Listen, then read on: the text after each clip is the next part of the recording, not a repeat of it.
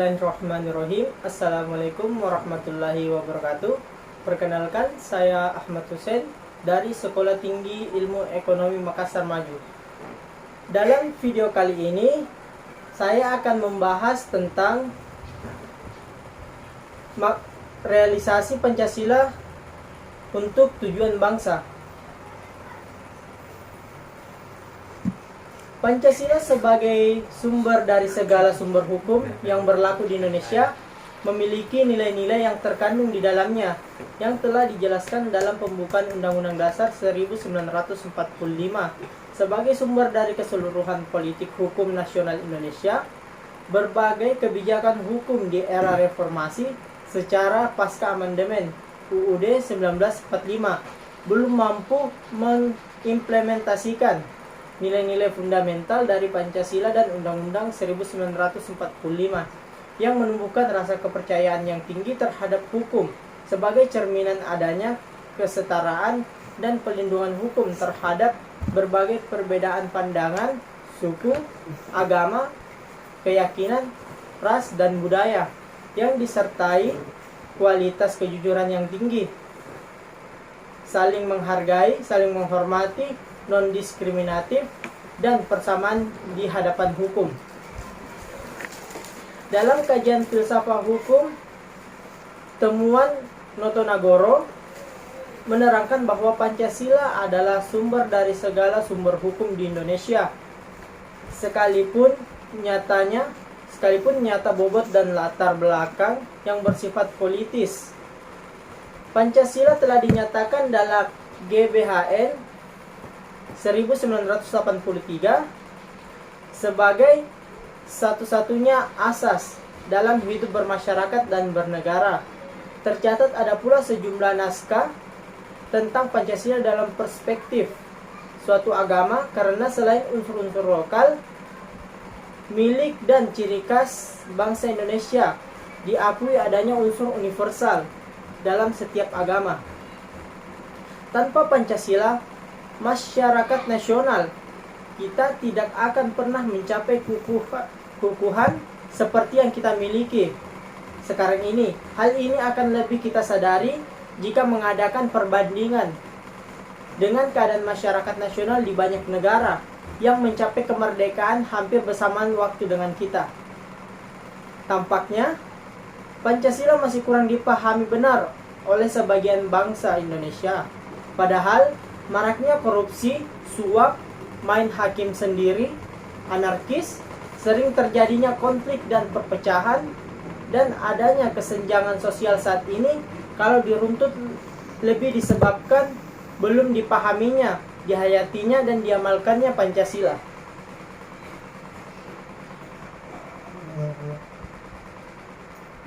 Adapun tujuan pendidikan Pancasila dalam Undang-Undang Nomor 2 Tahun 1989 dan SK Dirjen Dikti Nomor 38 atau Dikti 2002 dijelaskan bahwa tujuan pendidikan Pancasila mengarahkan perhatian dan moral yang diharapkan terwujud dalam kehidupan sehari-hari, yaitu perilaku yang memancarkan iman dan takwa kepada Tuhan Yang Maha Esa dalam masyarakat yang terdiri atas berbagai golongan, agama, kebudayaan, dan beraneka ragam kepentingan. Perilaku yang mendukung kerakyatan yang mengutamakan kepentingan bersama di atas kepentingan per orang dan golongan sehingga perbedaan pemikiran diarahkan pada perilaku yang mendukung upaya terwujudnya keadilan sosial bagi seluruh rakyat Indonesia. Landasan historis. Keberadaan Pancasila sebagai dasar filsafat negara dapat ditelusuri secara historis sejak sejarah awal masyarakat Indonesia dengan berbagai peninggalan sejarah berupa peradaban, agama, hidup ketatanegaraan, kegotong royongan, struktur sosial, dan masyarakat Indonesia. Nilai-nilai yang ada dalam adat istiadat masyarakat sejak zaman Kutai sampai Majapahit semakin mengkristal pada era sejarah perjuangan bangsa yang ditandai dengan perumusan Pancasila sebagai dasar negara oleh para pendiri negara atau yang disebut The Founding Fathers. Pancasila sebagai filsafat hidup bangsa merupakan jati diri bangsa yang menunjukkan adanya ciri khas, sifat, karakter bangsa yang berbeda dengan bangsa lain. Landasan yuridis. Pendidikan Pancasila memiliki landasan yuridis yang dapat dilihat dasar rasionalnya, dimulai dengan tujuan negara Indonesia yang termuat di dalamnya pembukaan Undang-Undang 45, yaitu mencerdaskan kehidupan bangsa. Sebagai konsekuensi dari tujuan tersebut, maka negara berkewajiban untuk menyelenggarakan pendidikan dan pengajaran dalam suatu sistem pendidikan nasional untuk warga negaranya yang telah diatur dalam Undang-Undang Nomor 20 Tahun 2003. Landasan filosofis. Salah satu tujuan nasional ialah mencerdaskan kehidupan bangsa. Cerdas dalam arti luas, bukan hanya intelektual, tetapi juga kecerdasan emosional dan spiritual yang diterapkan dalam kehidupan bermasyarakat, berbangsa, dan bernegara yang didasari oleh Pancasila. Sebagai ideologi nasional, Pancasila merupakan kekuatan pemersatuan dalam pembangunan karakter bangsa yang salah satunya ialah semangat kebangsaan dan semangat persatuan yang multikultur dalam Bhinneka Tunggal Ika.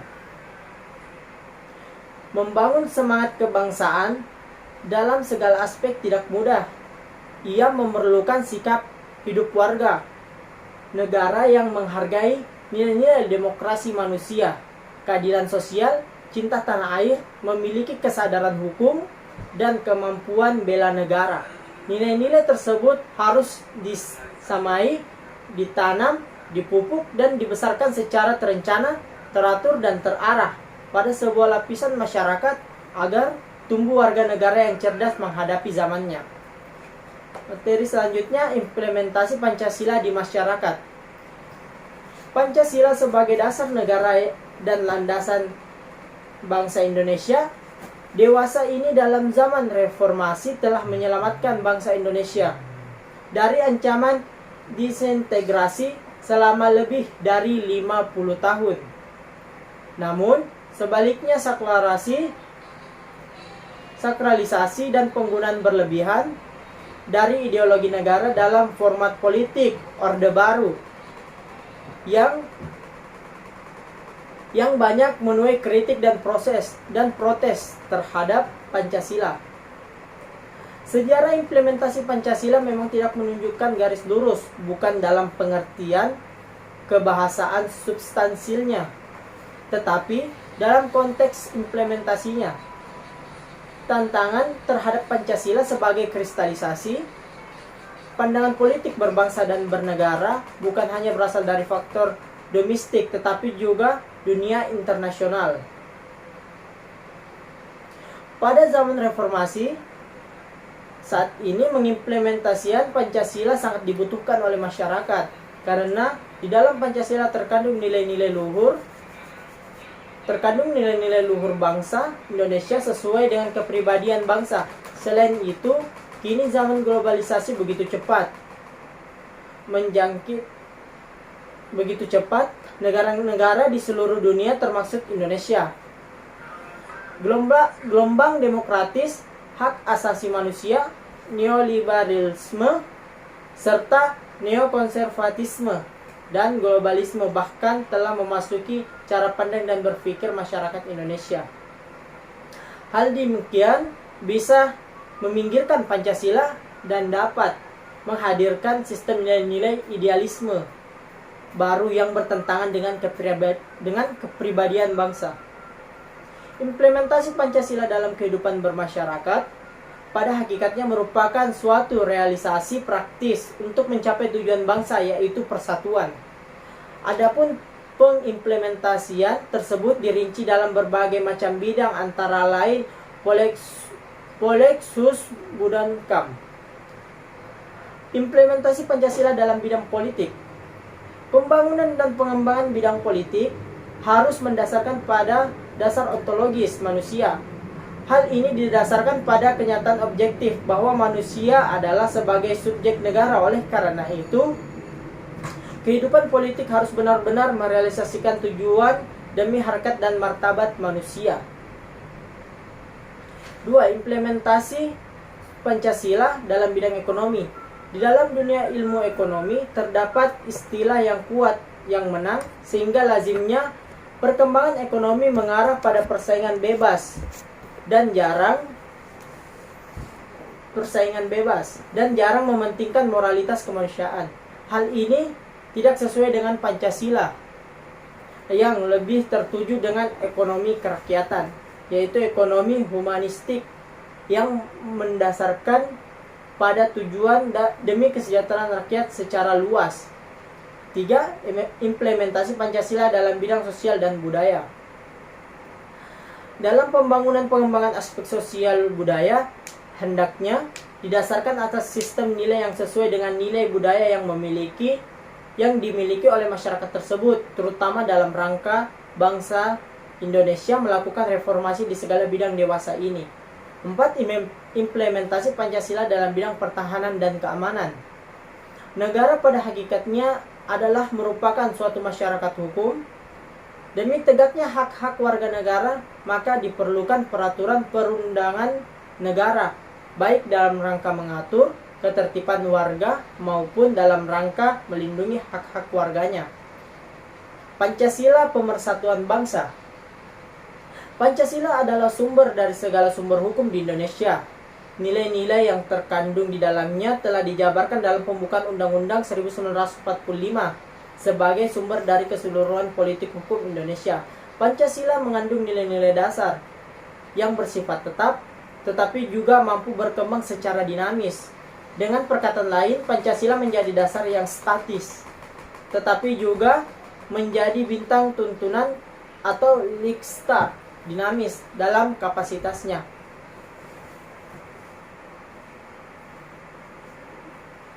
Dari materi yang saya bahas tadi, adapun kesimpulan kita pada materi ini yaitu pertahanan dan keamanan negara harus mengimplementasikan nilai-nilai yang terkandung dalam sila-sila Pancasila, dan akhirnya agar benar-benar negara meletakkan pada fungsi yang sebenarnya sebagai suatu hukum dan bukannya suatu negara yang berdasarkan atas kekuasaan.